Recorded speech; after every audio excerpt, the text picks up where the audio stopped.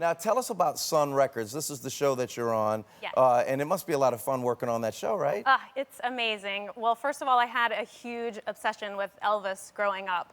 And Sun Records is basically the story about the beginning of the birth of rock and roll and Elvis and Sam Phillips, who started Sun Records and brought all these great artists, that we know today, Johnny Cash, Jerry Lee Lewis.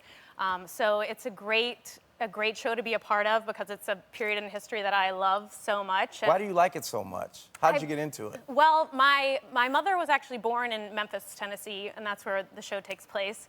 And my family had a big fascination with Elvis. And actually, my uncle owned a diner, and Elvis, the story is, would come in and play his own records on the jukebox.